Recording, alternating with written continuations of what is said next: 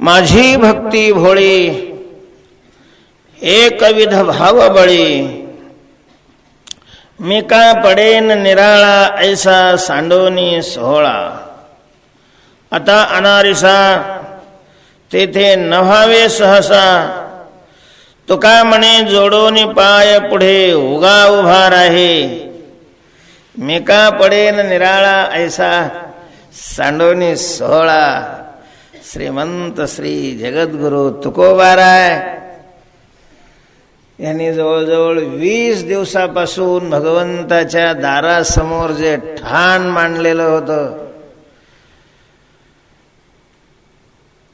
त्या तपाला, त्या सायासाला फळ आल्यासारखं दिसतंय. भगवंताला तुकोबऱ्यांच्या इच्छा पूर्ण करण्याला भाग पडलेले तुकोबऱ्याने. भगवान प्रगट झालेले आहेत, तुकोबाऱ्यांना दर्शन दिलेलं आहे आणि तुकोबाऱ्यांना म्हणतायत की अहो तुकोबाराय काय पाहिजे बोला तुम्हाला, काय हवंय तुम्हाला, काय इतक्या दिवसापासून तुम्ही माझा घाम धरलाय. एवढे 2-2, 4-4, 10-10 लाखांनी यात्रा येते, कोणी थांबत नाही इथं आणि तुम्ही हलायला तयार नाही. बोला काय लागतं तुम्हाला, संसारातलं काय लागतं,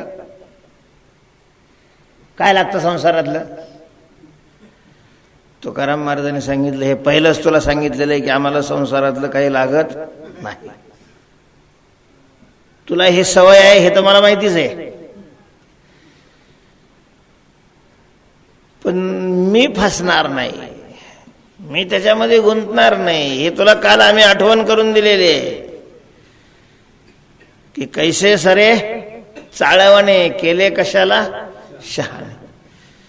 ठीक आहे, मोक्ष लागतो तुम्हाला, मुक्त व्हायचंय, जीवनमुक्ती पाहिजे, विदेहमुक्ती पाहिजे. तुकोबाराय म्हणतात देवा मला मुक्ती लागत नाही,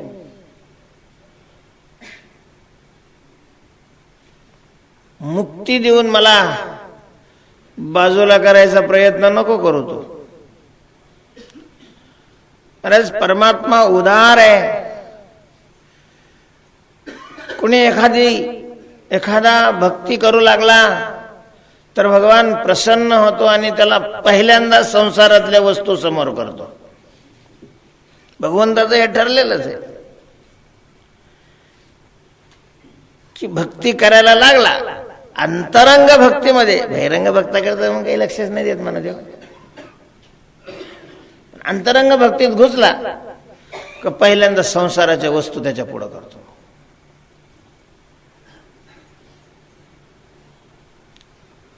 खूप देतो महाराज, संसारातलं खूप देतो. आपणच पहा ना, आपल्या भावाकडे काय आहे ना आपल्याकडे काय आहे.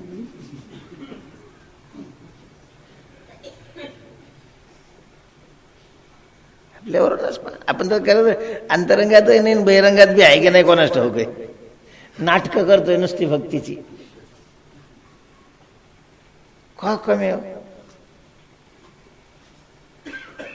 संसारातलं भरपूर देतो तो, त्याच्यातच गुंगला खुश होऊन जात. गेली पिढा म्हणतो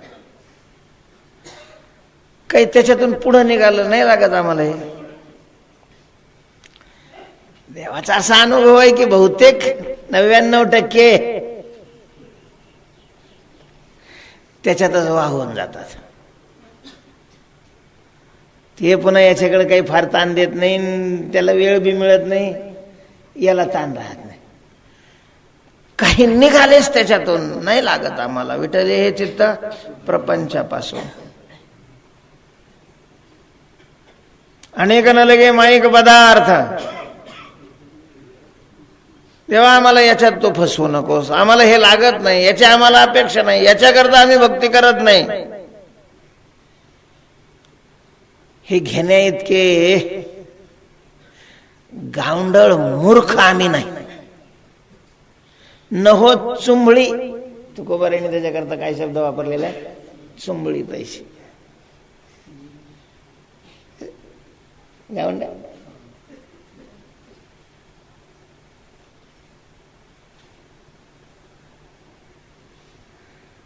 त्वरिद्धी सिद्धीनं अनेकाला रस्त्याला लावलेलं आहे. आम्ही नाही घेणार ते. अशा प्रकारचा रिद्धी सिद्धीतून एखादा पुढे आलाच तर त्याच्या पुढे मग देव काय ठेवतो? मुक्ती ठेवतो. चल तुला मुक्ती लागते का? जन्माभाव रूप मोक्ष लागतो का? सायुज्य मोक्ष लागतो का? चल घे बरं. पण महाराज काही असे की त्याच्याकडून हा मोक्षही नाही घेत. मोक्ष न घेणारे वैष्णव आहेत. मुमुक्षु भक्ती करतात, पण मग ते काय करतात? मोक्ष करताच त्यांची भक्ती असल्यामुळं मोक्ष घेतात. ते बुभुक्षु असतात ते तर भोगातच खुश होऊन जाते. पण काही असे की त्यांना मोक्षही लागत नाही, भोग तर लागत नाहीच नाही, पण मुक्तीही नको अशा प्रकारचं म्हणतात. तुकोबाराय या वर्गातले होते. म्हणून भगवंतांनी तुकोबारायांच्या समोर मोक्ष केलेला आहे. तुकोबाराय म्हणतात, देवा आमची सेवा आपली भोळी आहे, माझी भक्ती भोळी, एकविध भाव बळी. तुकोबारायांनी आपण करत असलेलं जे साधन आहे त्या साधनाला 3 विशेषणं लावलेली आहेत. अर्थात या 3 विशेषणांनी संपन्न भक्ती असावी. त्यावेळेला देवावर सत्ता गाजवता येते, त्यावेळेला देवाला अधीन करता येतं, त्यावेळेला देव म्हणेल तशा प्रकारचं वागायला तयार असतो. या 3 लक्षणांनी युक्त भक्ती असावी. कोणती 3 लक्षणं आहेत? एक तर भोळी आहे, एकविध आहे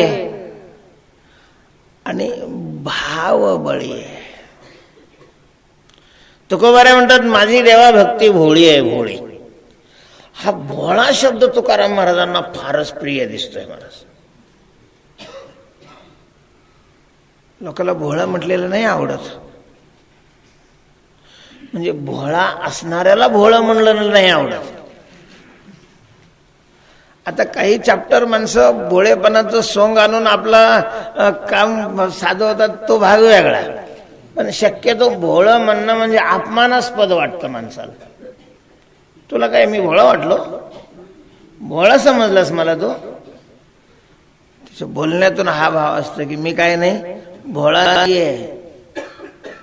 भोळ्याच्या विरोधी शब्द कोणता आहे? चतुर. चतुर आणि भोळा, शहाणा नाही. भोळ्याच्या विरोधी शहाणा शब्द नाही. शहाण्याच्या विरोधी कोणता शब्द असतो? मूर्ख असतो. मूर्खाच्या विरोधी शहाणा शब्द आहे. भोळ्याच्या विरोधी शहाणा नाहीये. कारण भोळे शहाणे असतात ना, लुच्चे नसतील भोळे, शहाणे असतात.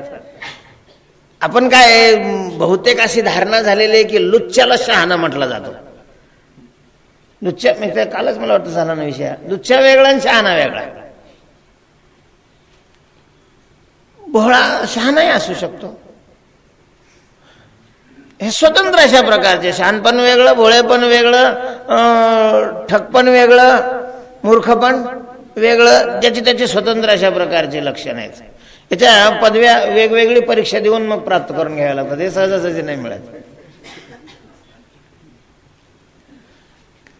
तेव्हा भोळा शब्द तुकाराम महाराजांना फारच आवडतोय.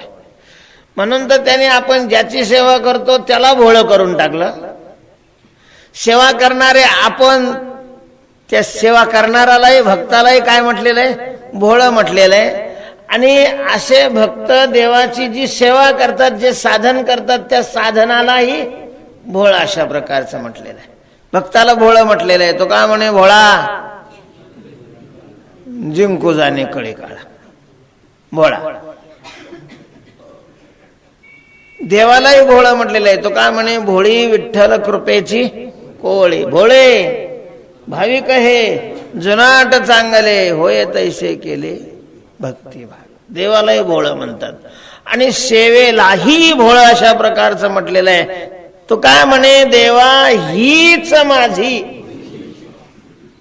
भोळी सेवा. देवा माझी आपली भोळी सेवा ही आहे, नाही हीच आहे. तैसी नव्हे भोळी सेवा, एक भावाची कारण देवा. गाथ्यावाले कोणी दोघे नाही काय आज?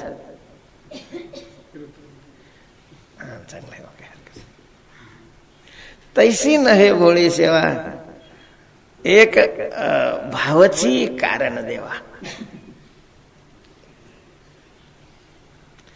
तुमचा कधी नंबर आहे?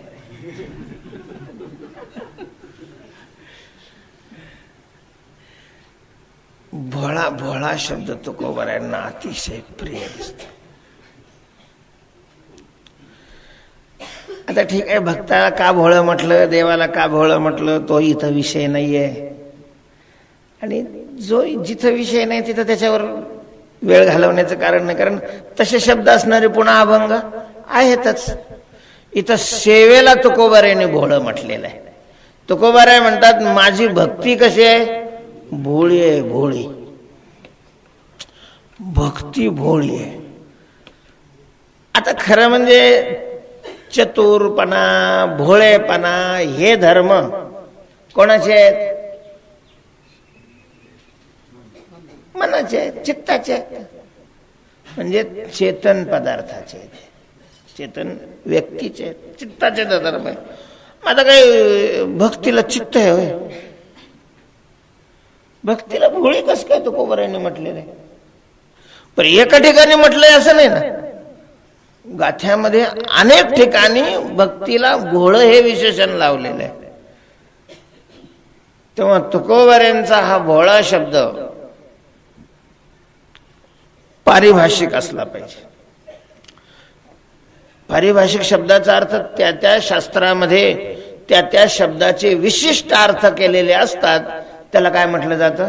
पारिभाषिक म्हटलं जातं. पारिभाषिक. माया, माया हा शब्द आहे. आता आपण जर त्या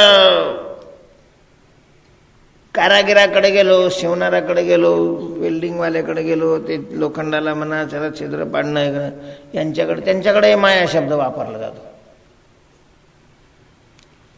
अहो, 8 आणे जाडीचं छिद्र पाडा ना महाराज. 8 आणे जाडीचं छिद्र पाडायला आम्हाला नाही अडचण, पण मग माया काहीच राहत नाही म्हणतात. अरे म्हणलं चांगलं आहे ना, मग माया राहत नसली तर. छिद्रामुळे जर माया जात असेल तर लोक ही माया घालवण्याकरता केवढा प्रयत्न करतात. भगवान सांगतात की मम माया दुरत्यया, आणि तुझ्या नुसत्या छिद्राने माया जात असली तर काय अडचण काय? तर वेदांतातल्या माया शब्दाचा जो अर्थ आहे तो तिथल्या माया शब्दाचा अर्थ नाही, ते शास्त्र वेगळं आहे. तिथं माया शब्दाचा अर्थ मधलं अंतर. तर त्या त्या शास्त्रामध्ये त्या त्या शब्दाचे पारिभाषिक अशा प्रकारचे अर्थ असतात. तसं तुकोबारायांच्या गाथ्यामध्ये या भोळ्या शब्दाचा पारिभाषिक अर्थ दिसतोय. म्हणजे व्यवहारातला भोळे शब्दाचा अर्थ आपल्याला घेऊन तिथं चालणार नाही, त्याची संगती लागणार नाही. कारण व्यवहारातला भोळा शब्द हा फक्त व्यक्ती करताच असतो, तो चित्ताचा धर्म आहे. साधना करता कसं काय भोळा असेल? ड्रायव्हर भोळा म्हणता येईल, गाडीचा मालक भोळा म्हणता येईल. नाही बा, आमची आपली भोळी गाडी आहे. गाडी कशी काय भोळी राहील? गाडी करता भोळी शब्द वापरता येईल का? नाही, कारण ते साधन आहे. तसं भक्ती हे काय आहे? साधन आहे. भक्ती करता भोळा शब्द कसं काय वापरता येईल?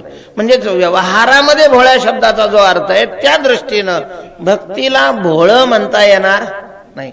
तुकोबाराय भक्तीला भोळं म्हणतात, या अर्थी तुकोबारायांचा पारिभाषिक अशा प्रकारचा काहीतरी अर्थ असला पाहिजे. ज्या ग्रंथाचं आपल्याला अध्ययन करायचं आहे, जो ग्रंथ समजून घ्यायचा आहे, तो समजून घेण्याच्या अगोदर त्या त्या ग्रंथातले पारिभाषिक शब्द काय करावे लागतात? समजून घ्यावे लागतात, तर संगती लागते. म्हणून ते व्याकरणमध्ये संज्ञा प्रकरण आहे पहिलं. लघुमध्ये पहिलं जे प्रकरण आहे त्याचं नावच काय आहे? संज्ञा प्रकरण. संज्ञा शब्दाचाच अर्थ आहे या ग्रंथामध्ये जी नाव आहेत त्या नावाचे विशिष्ट अशा प्रकारचे पारिभाषिक अर्थ आहे. तर काय आहे? हल, त्याच्यामध्ये हल शब्द येतो. आता हल म्हटल्यानंतर इकडं तो शेतकऱ्याचा हल तिथं न्याला. हल कशाला म्हणतात? नांगराला म्हणतात. आणि तिथं तो अर्थ चालेल का? तिथं हल शब्दाचा अर्थ व्यंजन असा आहे. अच, अच म्हणजे काय? आचके दे ना, अच स्वरा म्हणजे हे त्या शास्त्रातले काय पारिभाषिक अशा प्रकारचे अर्थ आहेत. त्याच्यातले ते संकेत आहेत, ते समजून घ्यावे लागतात. नाही लक्षात येतात. हे ऊस तोडायच्या लोकांचे संकेत आहेत ना, नाही आपल्या लक्षात येते. काय ते डोई सेंटर आणि गाडी सेंटर आणि आमकं सेंटर, मला तर काही समजा नाही गेलं. ते म्हणजे काय वनगडे वावलं गाता थोडा थोडा समजतो, हे यांचं समजा नाही गेलं आपल्याला. तर ते त्या याच्यातले पारिभाषिक शब्द असतात आणि तो दुसरीकडचा अर्थ तिथं घालून जर त्याची संगती लावायला लागलं तर मग संगतीच लागत नाही. तिथलाच अर्थ तिथं घ्यावा लागतो. तसा बहुतेक तुकोबऱ्यांचा भोळा शब्द हा ऐच्छिक वृत्तीचा शब्द असला पाहिजे. शब्द आणि अर्थाचा संबंध असणं त्याला वृत्ती म्हणतात. त्या वृत्तीचे काही प्रकार आहेत शास्त्रामध्ये. शक्तिवृत्ती, लक्षणावृत्ती, गौणी वृत्ती, व्यंजना वृत्ती. त्याच्यामध्ये एक ऐच्छिक वृत्ती. ऐच्छिक म्हणजे तो जो वक्ता असतो त्या वक्त्यानेच ठरवलेला असतं की या शब्दाचा हा अर्थ, त्यालाच पारिभाषिक म्हणतात. तसं तुकोबारांच्या या भोळ्या शब्दाचा पारिभाषिक अर्थ आपल्याला समजून घ्यावा लागेल. तुकोबारा भक्तीला भोळी म्हणतात, तेव्हा भोळी म्हणजे नेमकं काय? या अभंगात तर त्यांनी तिथं विस्तार केलेलाच नाही. या अभंगात सरळ म्हटलेलं आहे की माझी भक्ती भोळी, माझी भोळी भक्ती आहे. आता भोळी भक्ती म्हणजे काय? भक्ती कशी काय भोळी आहे? कुणी फसवतं काय त्या भक्तीला? व्यवहारामध्ये भोळा कोणाला म्हणतात? त्याला कुणीही काय करतं? फसवतं. म्हणजे व्यावहारिक अर्थ सांगितला ना, जो फसणारा त्याला जाऊ दे रे भोळा माणूस आहे म्हणतात. जाऊ दे रे भोळ्या माणसाला नका फसू. म्हणजे त्याला ज्या समजत नाही, चातुर्याचे छक्के पंजे नसतात ज्याच्याकडं, कुणी आपलं सांगितलं की हा म्हणून त्याच्यावर काय ठेवतो? तो विश्वास ठेवतो. त्याला भोळा अशा प्रकारचं म्हणतात. तुकोबाराय भक्तीला भोळी म्हणतात. भोळी, तेव्हा भोळी शब्दाचा नेमका तुकोबारायांचा पारिभाषिक अर्थ या अभंगातून तरी नाही निघत.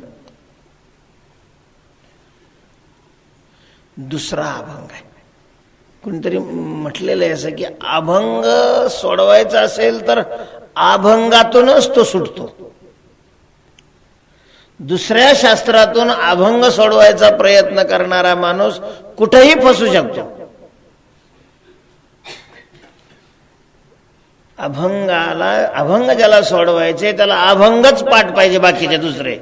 मग एखाद्या शब्दाचा इतर ठिकाणी खुलासा आहे. भोळा शब्दाचा खुलासा तुकोबारायांनी दुसऱ्या अभंगात केलेला आहे. पहा, चहू आश्रमाचे धर्म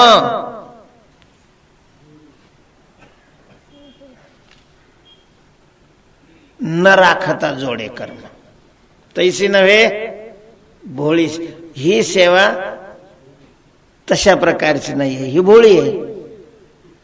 याच्यात जी उदाहरण आहे त्याच्यावरून आपल्याला भोळ्या शब्दाचा पारिभाषिक अर्थ काय असावा असं थोडा थोडा संकेत येतो. पहा, एक भावाची कारण देवा, तपे इंद्रिय आघात, क्षण एक वाताहात, मंत्र चळे थोडा तरी धडचे होय वेळ. या सगळ्या याचं ध्रुपद आहे. तैसी नव्हे भोळी सेवा, तशी सेवा नाहीये, मग ही भोळी आहे. व्रत करिता सांग तरी एक चुकता भंग, तैसी नव्हे भोळी सेवा. धर्माधर्म सत्वचे कारण नाहीतरी केला शीन, तैसी नव्हे भोळी सेवा. एक भूतदयेशी आघात, उंच नीच पाहे चित्त, तैसी नव्हे भोळी सेवा. तुका म्हणे दुजे विधी निषेधाचे ओझे, तैसी नव्हे भोळी सेवा. म्हणजे या अभंगामध्ये तुकोबरायांनी ही सेवा तशी नाही हे सांगण्याकरता भोळा शब्द वापरलाय.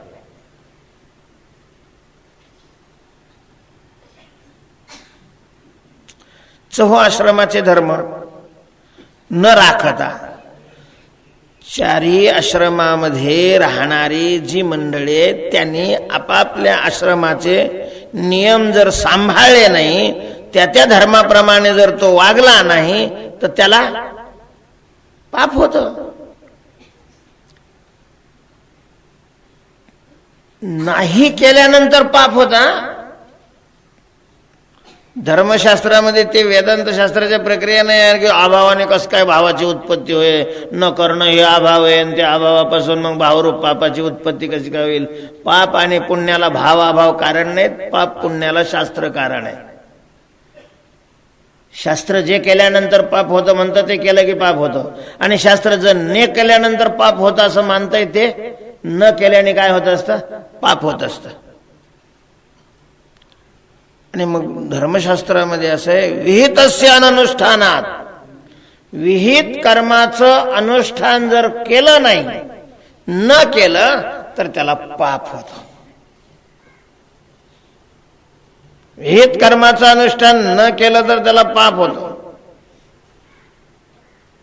कोणी क्षत्रिय आहे त्याला जे विहित आहे, ब्राह्मण आहे त्याला जे विहित आहे, वैश्य आहे त्याला जे विहित आहे, शूद्र आहे त्याला जे विहित आहे, त्याने ते न केलं तर त्याला काय होतं, पाप होतं. तुकोबाराय म्हणतात तसं आमच्या सेवेत होत नाही, कारण ही भोळी आहे. समजा एखाद्या दिवशी नाही बी झालं आपल्याकडून तर काही पाप कर्म जोडण्याचा संबंध नाही. हा दोष याच्यामध्ये नाही. भोळी आहे म्हणजे निर्दोष आहे. भोळी शब्दाचा अर्थ काय आहे, निर्दोष. निर्दोष म्हणजे ते हे साधनं कसे आहेत, कर्म कसं आहे, नाही केलं की लगेच त्याला असं पापाचं गुन्हा त्याच्यावर दाखल करतं. भक्ती तशी गुन्हा दाखल करत नाही. एखाद्या वेळेला नाही घडली तर ती गुन्हा नाही दाखल करत. भोळी एक अवच्छेदकाने. तपे इंद्रिय आघात. तप करायला लागलं तर इंद्रियावर काय होऊन जातं, शरीरावर आघात होतो. महाराज खरं म्हणत ते समाधिस्थ झाले गगनगिरी महाराज, ज्यांचा आश्रम खोपोलीला आहे.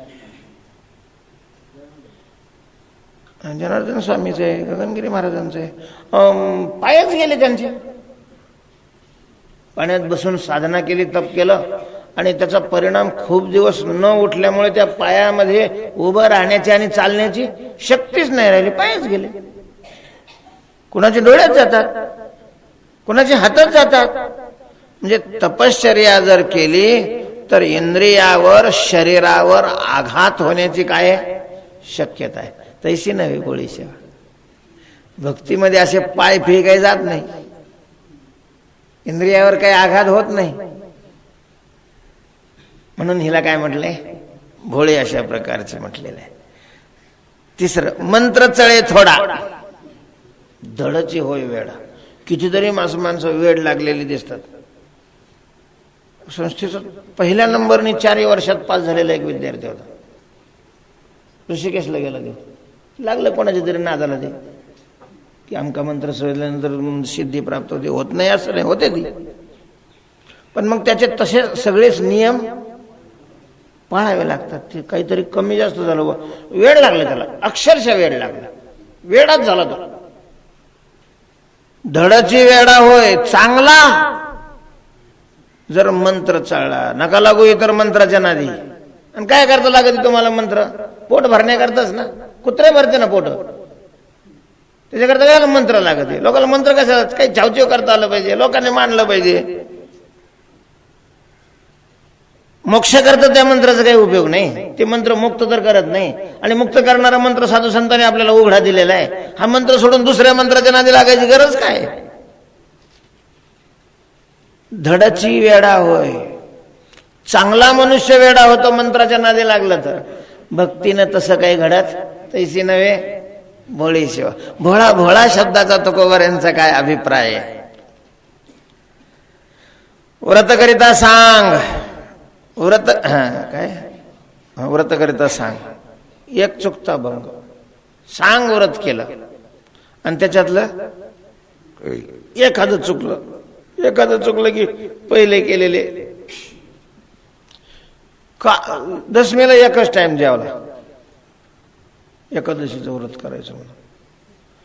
एकादशी दिवशी सकाळपासून पाणी सुद्धा घेतलं नाही, संध्याकाळपर्यंत तसंच राहिलं ना, उगा एक भाजा तोंडात टाकला. सकाळपासून काही खाल्लं, पाणी घेतलं नव्हतं, चहा सुद्धा नाही घेतला.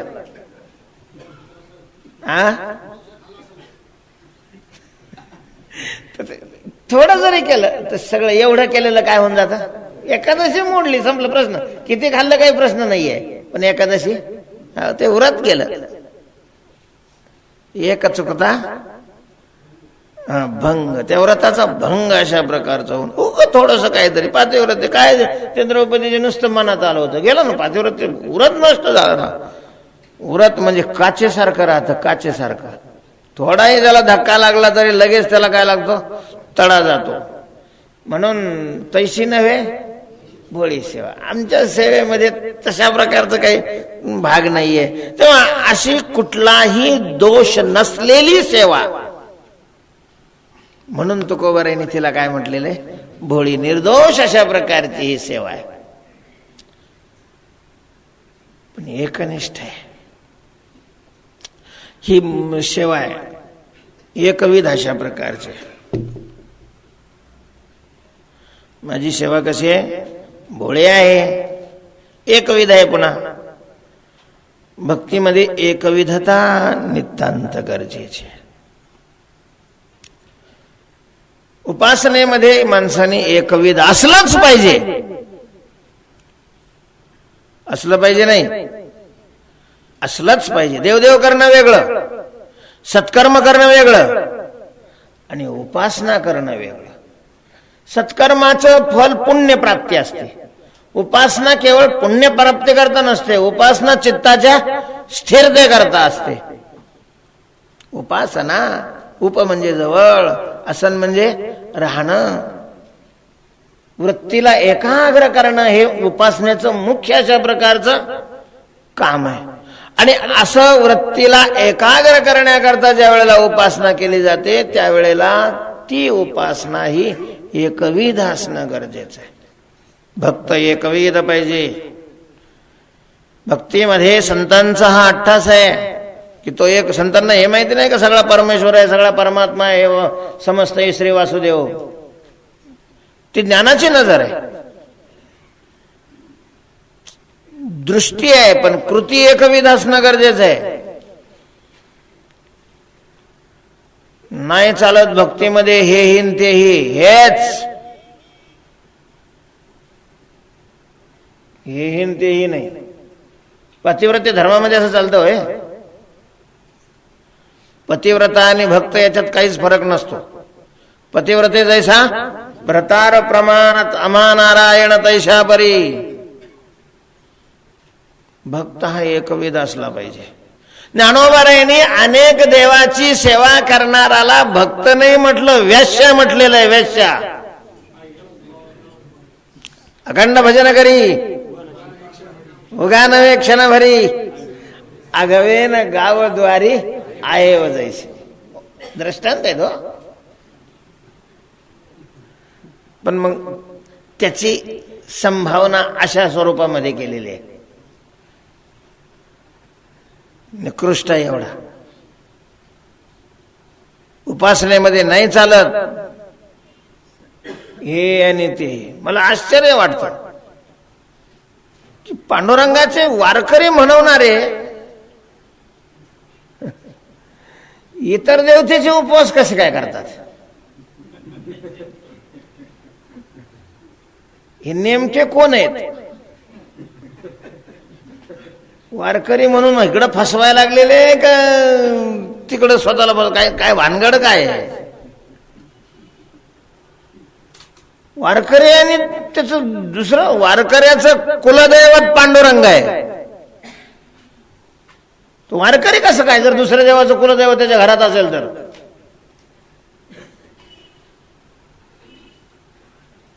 बघू लाज वाटे चित्ता. तुकाराम महाराजांना हे माहिती नव्हतं काय हा व्यापक आहे सगळ्यामध्ये म्हणून. चित्ताच्या स्थिरतेकरता एकविधपणा अतिशय महत्वाचा आहे. तो एकविधच असला पाहिजे. अच्छा पुढे जाऊन सांगू, एकविध असल्याशिवाय आपण देवाला असं म्हणू शकत नाही की तू का नाही आमचं काम करत. तो म्हणेल जा ना त्याच्याकडे जा ना, तू काय माझीच फक्त सेवा केलीस काय, त्याची नाही केली का, जाय त्याच्याकडं. तो म्हणे आता इकडे कशाला आला, तिकडे जा ना. कुणीच शेवट हातात धरणार नाही. ह्यो बी पाहणार नाही, त्यो बी पाहणार नाही, त्यो पाहणार नाही, त्यो पाहणार नाही. उपासक हा एकविध असला पाहिजे. तुम्ही कोण आहे हे अगोदर ठरवा. हा ठीक आहे, तुम्ही सामान्य अशा प्रकारचं गृहस्थी असाल तर मग गृहस्थी माणसाला वेगवेगळ्या देवाच्या उपासना वेगवेगळ्या कामा करता कर. पण तुम्ही जर वारकरी असाल, तुम्ही मुख्य कोण आहे, वारकरी आहे का गृहस्थी आहे? गृहस्थी वारकरी आहे का वारकरी गृहस्थी आहे?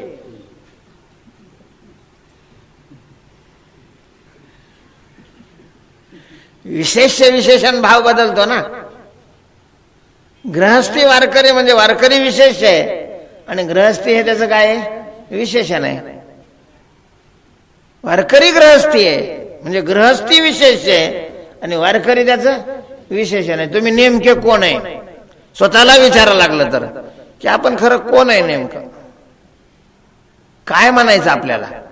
आणि जर वारकरी असाल, भगवंताचे उपासक असाल, भक्त असाल तर वारकरी हा निष्ठावंत असावा लागतो. निष्ठावंत हा त्याचा स्वधर्म आहे, लक्षण आहे, असाधारण धर्म आहे. निष्ठावंत भाव भक्ताचा स्वधर्म. एकविध आम्ही न धरो पालट, न संडो हे वाट सापडली. असे 2-2, 3-3 नाही केलेले आम्ही. एकाचा टिळा कपड्याला लावायचा, पूजा दुसऱ्याची करायची, उत्सव तिसऱ्याचे करायचे.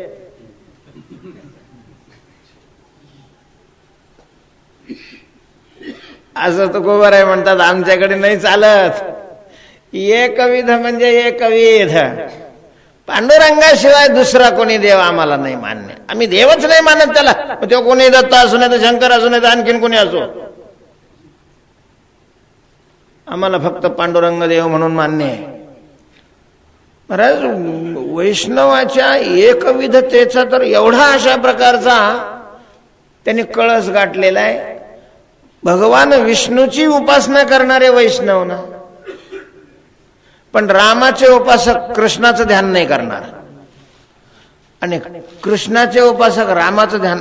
आणखीन तुम्हाला सांगू, कृष्णाच्या उपासनेमध्ये काही गोपाल कृष्णाचे उपासक आहेत, काही बाळकृष्णाचे उपासक आहेत, काही राधा कृष्णाचे उपासक आहेत, काही पांडुरंगाचे उपासक. पांडुरंग तरी कोण आहे, कृष्णच आहे. पण तुम्ही ज्या 4 रूपापैकी तुम्ही नेमके कोणाचे उपासक आहेत, कोणाबरोबर गाठ बांधली तुम्ही? जर गोपाल कृष्णाचे उपासक असेल तर तो गोपाल कृष्णाचंच ध्यान करणार, तो बाळकृष्णाचं नाही करणार. मग बाळकृष्णाचा उपासक असेल तर त्याने बाळकृष्णाचंच ध्यान करायचंय, गोपाल कृष्णाचं नाही. राधाकृष्णाचा उपासक असेल तर राधाकृष्णाच्या अशा प्रकारची उपासना करायची. एकविधपणा अतिशय महत्वाचा.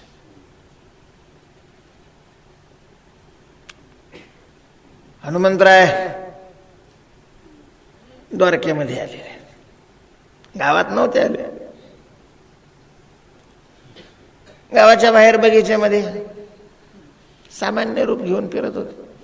भगवंताने आश्वासन दिलेलं होतं की हनुमंता तुला द्वापार युगात सुद्धा मी काय देईन, दर्शन देईन.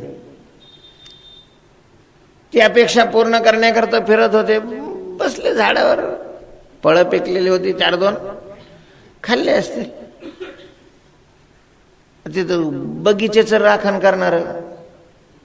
आणि मग आपल्याला माहिती आहे की सूर्याच्या तापापेक्षा सूर्याच्या तापाने तापलेले दगड जास्त पळतात.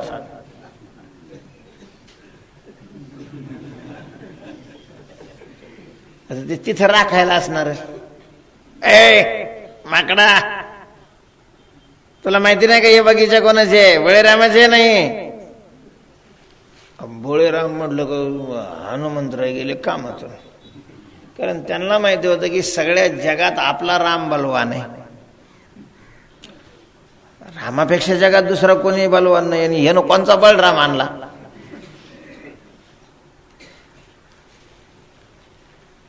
गेली मुस्काळात व त्याचे थोडा नुसतं असं सहज केलं व ते बेशुद्ध पडलो. नुसतं असं सहज केलं ते बेशुद्ध पडलं. मग घाबरले सगळेच. मग ते आले धावत सांगायला, महाराज महाराज महाराज. आता या द्वारकेमध्ये बहुतेक असं होतं, राजा उग्रसेन, छत्र कोणाच्या डोक्यावर?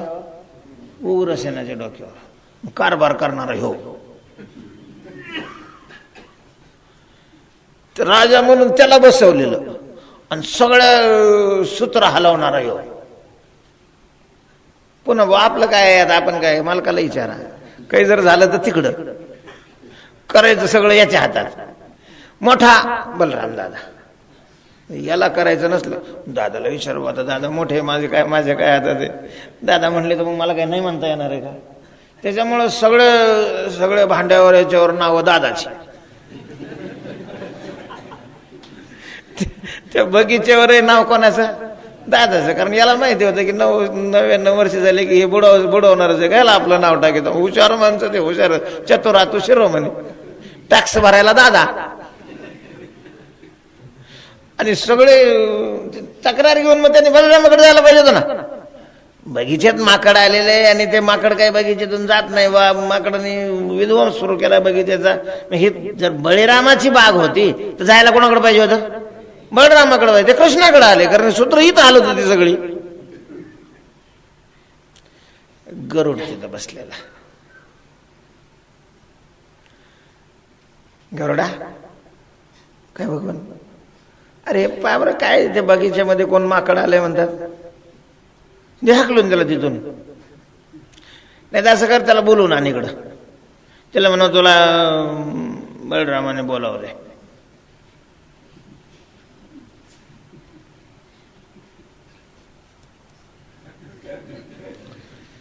त्याने डोक्यावर हात मारून घ्यायला. काय म्हणावं यांना? मालक म्हणून घेतलंय डोक्यावर. सांगितलेलं तर आता ऐकावंच लागणार ना. पण माकडाला बोलवायला गरुड पाठवीत राहते. काय झालं? लष्कर पाठवा. पंतप्रधानाला फोन केला. लष्कर कशा करता? घरात ढेकून निघाला. आता ढेकण्याला मारायला लष्कर लागत होय? गरुड आहे मी, गरुड. महाराज, गरुडाची एवढी शक्ती आहे, एका क्षणात पृथ्वीच्या 3 प्रदक्षिणा करतो. 3 प्रदक्षिणा. सगळ्या देवाला युद्धामध्ये हरवलं त्याने, सगळ्या देवाला.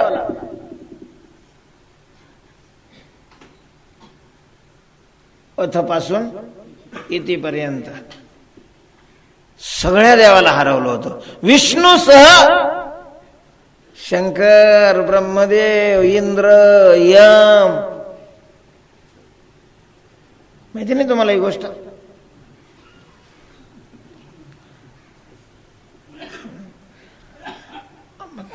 ताकद होणं होतं याला. काही ताकदीनं याने आपलंच नव्हतं केलेलं, युक्तीनं केलं होतं. आता याच्याकडे काय चतुरातू शिरोमणी. जेव्हा विष्णू बरोबर युद्ध सुरू झालं, बाकीचे सगळे हारले. मग शेवटचे हे पैलवान नसते, सगळ्यांनी त्यांना बोलवलं. हे आले, लगेच आल्याबरोबर दिलं चक्र सोडून गरुडावर. त्यांनी चक्र गिळून टाकलं. गदा फेकली, गदा वरच्यावर पकडली. यांची मुख्यतः हे 2च आयुध, चक्र आणि गदा. ते दोन्ही गरुडा पुढे काय झाले? फेल गेले. खरं म्हणजे सरळ सरळ युद्धामध्ये विष्णू मोठ्याच म्हणून असं आपल्यात म्हणून सांगतो, हरला.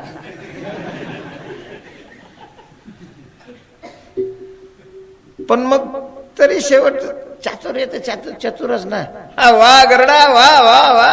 अरे तुझी युद्ध कौशल्य पाहून तर मी खुश झालोय, प्रसन्न झालोय. योद्धा असा असावा. बोल काय देऊ तुला. मी प्रसन्न झालो. आता हे फुगलं. महाराज काही मागून घेतलं, देवाने वचन दिलं होतं ना तुला काय लागत ते घे. हे फुगलं. ते म्हणे वा, म्हणजे तू हारलास, मी जिंकलोय आणि तरी पुन्हा मला देऊन पुन्हा स्वतःचा मोठेपणा कायम ठेवतो काय. तुलाच मागणं, काय मागायचं ते बोल. तुला काय लागत आहे. मला काहीच नाहीये, मी काय एकटाच आहे, तुला लय लागत. बोल काय हवंय तुला.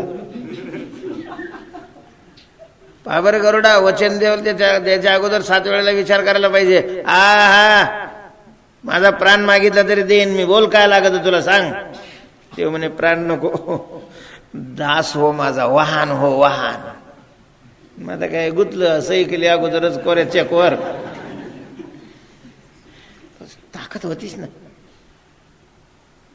अहंकार असला तर, एवढी मोठी ताकद असल्यावर अहंकार थोडाफार. त्याला वाटलं आता हे माकड बोलवण्याकरता गरुड कशाला पाहिजे. त्याचं तक्रार ठीक आहे, माझ्या लागी काम असल्यावर मला सांगू द्या ना. एखादा पर्वत उचलून आणायचा आहे, उचलून आणीन ना.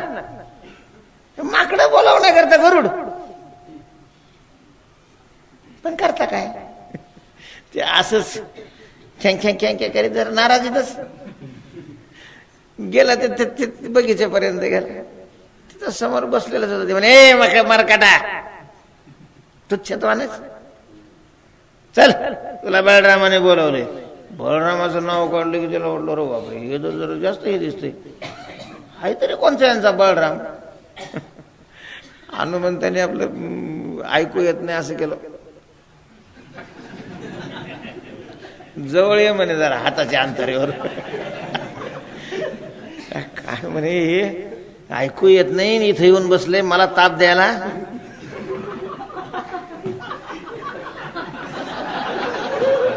म्हणजे मी इथं काय कुणकडलं. आता इथं काही लोक नाही ऐकणार आहे. ते गरुड पुढे गेला. महाराज बळराम म्हटलं की त्याने जो मुस्काडात लावली त्याच्या. एवढा मोठा गरुड ज्याने विष्णूला काय केलं, हरवलं. याचा टोला बसल्याबरोबर चेंडू सारखा उडाला ते तिथून. आणि भगवंताच्या दरबारामध्ये थाड दिशी आपटला. भूकंप झाल्यासारखं झालं महाराज. पलंगावर बसलेली माणसं धनाधन खाली पडली. धावले सगळे बाहेर. काय झालं काय झालं काय झालं बाहेर. गरुड आदळलाय. चक्कर आलेली, नाकातून तोंडातून रक्त यायला लागलेले. भगवानही धावत आलेले आहेत. वैद्याला बोलावलं, काही थोडस इंजेक्शन काही दवा दिलेली. असा करत आला. डोळे उघडले. भगवान, गरुडा गरुडा काय झालं रे. एवढा मोठा ताकदवान तू, आणि तुझी ही अवस्था. आता मोठ्याला काही सांगावं लागतं. त्याच्या लक्षात आलं आपल्याला अहंकार झाला म्हणून हे आपल्याला शिक्षा दिलेली. त्यांनी पाय धरले. ते म्हणे देवा, इथंच जर पहिलं इंजेक्शन केलं असतं तर काय हरकत होती.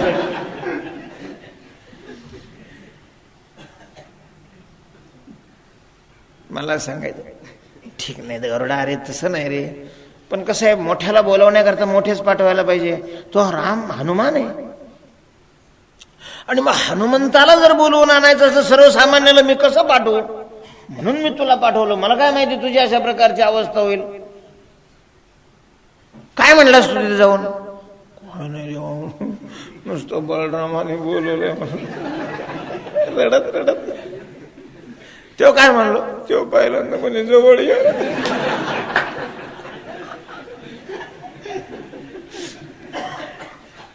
आता जा आता जा आता जा म्हणलं का पुन्हा त्याने पाय धरले. देवा इथंच खड्डा खांदा. आता तिकडं नका पाठवू. पहिला तर त्यानं लय सहज हाणला होता. आता जर आता मी नाही जगायचं देवा. इथं मारून टाका मला, तुम्हाला मारायचं नाही रे. तुझं चुकलं.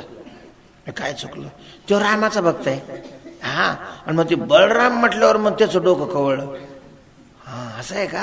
हा, तर तो आता असं म्हण जाऊन की तुम्हाला दाशरथी रामाने बोलावलंय म्हणून रागाव नका. अरे दाशरथी रामाचं नाव घेतल्यावर आनंदानं नाचल तो, तुला तो खांद्यावर घेईल. तो म्हणे खरं? हा, गेला पुन्हा गरुड. पण मग लय असं गरुडाचे पायी ठेवी वेळ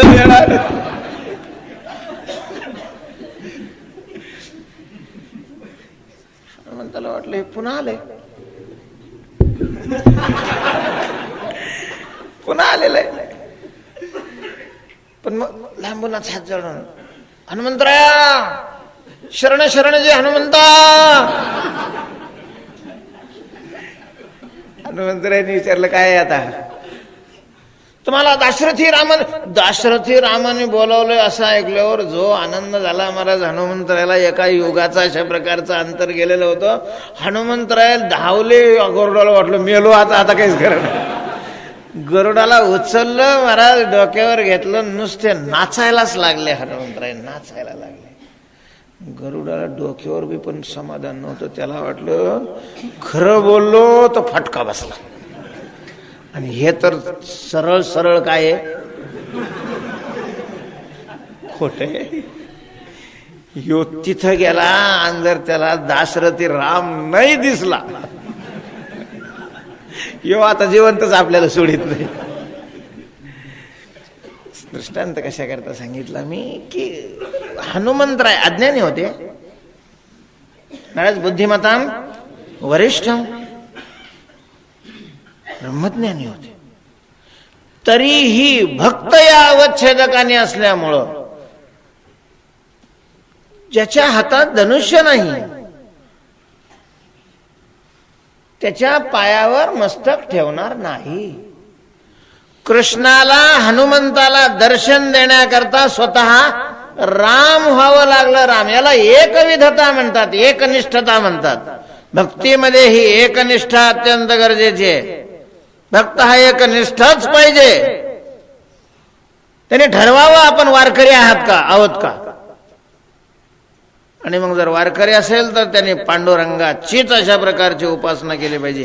पांडुरंगाचंच ध्यान केलं, दुसऱ्याचं ध्यान वाटोळ करत असतला भाग नाही. पण वारकरी आहे ना, मग वारकऱ्याने कोणाचं करावं? पांडुरंगाचं अशा प्रकारचं. त्यांनी नामस्मरण पांडुरंगाचंच केलं पाहिजे. त्यांनी व्रत पांडुरंगाचंच केलं पाहिजे. त्यांनी तीर्थही पांडुरंगाचंच केलं पाहिजे. नामदेवरायांनी सरळ म्हटलेलं आहे, ज्याने कमरेवर हात ठेवलेलेही नाहीत आणि ज्याने पाय जोडलेले नाहीत त्याच्या पाया मी नाही पडणार, तिथं माझं मस्तकच लावणार नाही.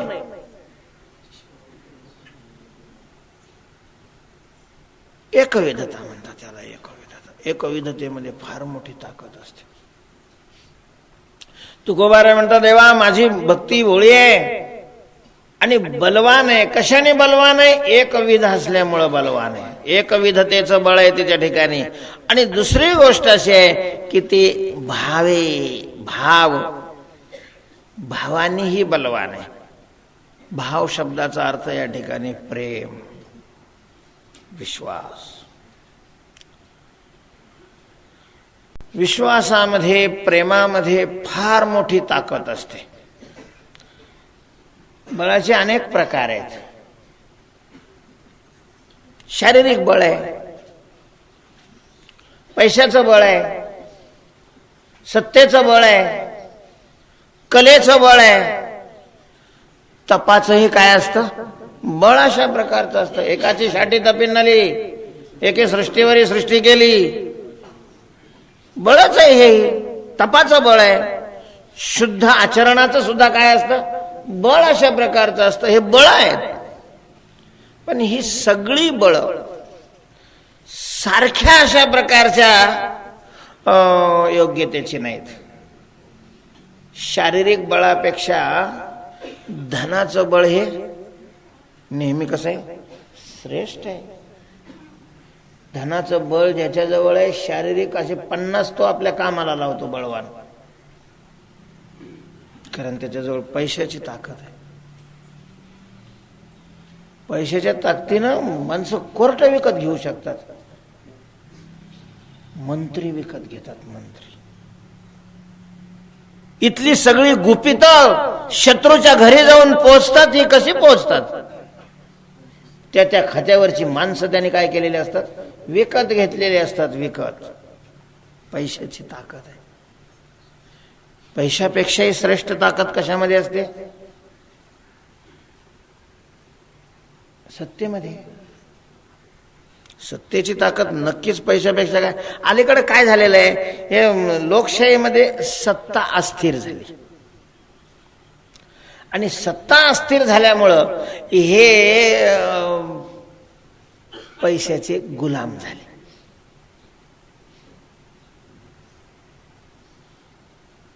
नाही तर सत्ता ही पैशापेक्षा करोडोपटीनं काय श्रेष्ठ आहे महाराज. सगळ्या पैशावाल्याला निर्धन बनवण्याची ताकद आहे सत्तेमध्ये.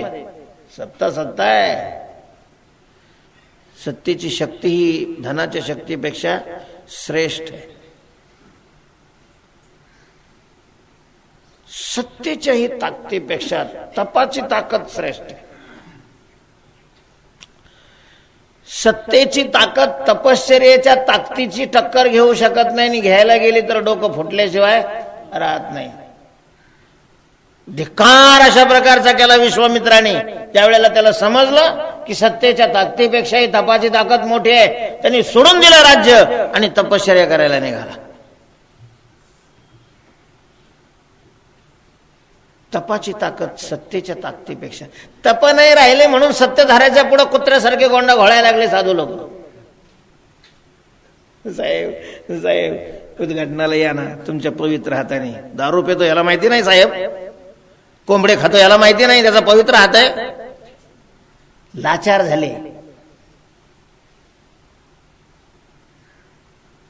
आणि त्याच्यामुळं. नाही तर तपाची ताकद महाराज. सत्ताधाऱ्याने नाक घासली पाहिजे आपल्या पुढे येऊन. आपण तपी आहे.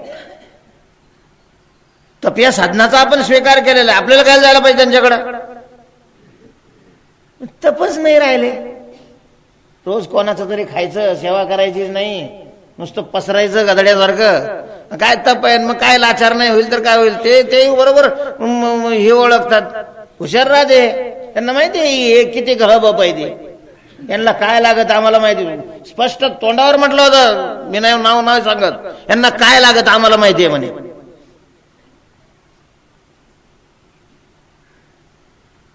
काय लागत आहे यांना. तुम्ही उतरा राजकारणामध्ये. तुम्हाला फोडायला किती वेळ दिवस लागतात पहा. सगळे तुकडे तुकडे करतील तुमच्यातले. हुशार लोक आहे ते. लाचार लोक आहे आपल्यातले. कुठं तप राहिले. कुठं वैराग्य आहे. कुठं विवेक आहे.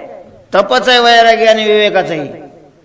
तर तपश्चर्याची शक्ती सत्तेपेक्षाही काय असते मोठी असते. नाही सत्ता तपश्चर्याला टकरू शकत नाही. त्याच्यावर विजय मिळवू शकत. तपच नसेल तर मग तो भाग वेगळा आहे. तपाची शक्ती मोठी आहे. तपाच्या शक्तीपेक्षाही ज्ञानाची शक्ती मोठी आहे. चांगदेव तपी होते.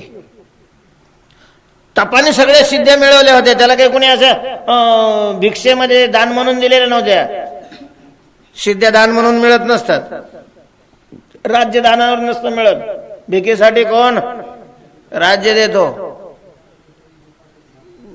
रावणाने भगवान शंकराला हेच म्हटलं होतं की मला सिद्ध्या प्राप्त झालेल्या आहेत. मला हे ऐश्वर्य तू दिलेलं आहे पण फुकट नाही दिलेलं, भिकेत नाही दिलेलं. मी काय केलंय तप केलेलं आहे. तप आणि तपाचं फलस्वरूप या शक्त्या मिळालेल्या आहेत मला. खरं होतं त्याचं. पण तपाची शक्ती ज्ञानाच्या शक्ती पुढे कमी पडते. तपाच्या शक्तीनं अज्ञान निवृत्त नाही होत. तप केलं तर राजर्षी होईल एखादा, ब्रह्मर्षी नाही होत. चांगदेव कमी पडले. 1400 वर्षाचे वय असणारे पण 7 वर्षाच्या मुक्ताबाई पुढे ठेंगणे झाले. ठेंगणे. ज्ञानाची शक्ती त्याच्यापेक्षा काय श्रेष्ठ आहे. आणि ज्ञानाच्या शक्तीपेक्षाही प्रेमाची शक्ती ही आणखीन श्रेष्ठ आहे. नामदेवरायांनी ज्ञानोबारायांच्या संगतीची नाही अपेक्षा केली. ज्ञानोबारायांना नामदेवरायांच्या संगतीची अपेक्षा करावी लागली. नामदेवरायाकडे प्रेम शक्ती होती, ज्ञानोबारायाकडे ज्ञान शक्ती होती. प्रेमात आनंद आहे, ज्ञानात आनंद नाही राहत. प्रेमाची शक्ती ही जगात सर्वश्रेष्ठ शक्ती आहे. त्या शक्तीच्या पुढं दुसरी कुठलीही शक्ती बलवान नाही. भावापुढे बळ काय, चालता चालता गुंगे हाणता काय, सकाळी पहाट दुसऱ्याला झोपा येऊ देत नाही, पुन्हा इथं पाठात येऊन झोपा घेते. आता काय तुम्ही नाही प्रमाण म्हणता आलं, काय करता. भावापुढे बळ नाही कोणाचे सबळ, भावापुढे कोणाचे बळ सबळ नाही. दुसरी कुठलीही शक्ती तिच्यापेक्षा जास्त ताकद. प्रेमाला म्हणाय महाराज, देवाला सगुण बनावं लागतं, देवाला प्रगट व्हावं लागतं या प्रेमाच्या शक्ती पुढं. प्रेमाची शक्ती सर्वात श्रेष्ठ आहे. आणि अशा प्रेमाच्या शक्तीनं माझी ही भक्ती काय झालेली आहे, बलवान झालेली आहे. बलवान माझी भक्ती भोळी, एकविध भावबळी. एकविधतेनं भावानी ही भक्ती बलवान झालेली आहे. बलवान काय टरटर देव करतो महाराज. आपल्याकडे जर एकविधतेची शक्ती असेल, आपल्याकडे जर भावाची शक्ती असेल, तर जगाला वाकवणारा, त्याला वाकवण्याचं सामर्थ्य त्या भक्तामध्ये येतं. होय भक्ती केला तैसा पुरवी धराय. तेव्हा अशा प्रकारची माझी ही भक्ती आहे. आणि मग देवा तुम्ही द्याल ते मी नाही घेणार, मला हवंय ते तुम्हाला द्यावं लागेल. काय तुकोबारायांना हवंय, काय मागणं आहे तुकोबारायांचं, त्याचं चिंतन उद्या करू. आजची वेळ संपलेली आहे. पुंडलिक वरदा हरी विठ्ठल, ज्ञानेश्वर महाराज की जय. विठ्ठल विठ्ठल विठ्ठल विठ्ठल.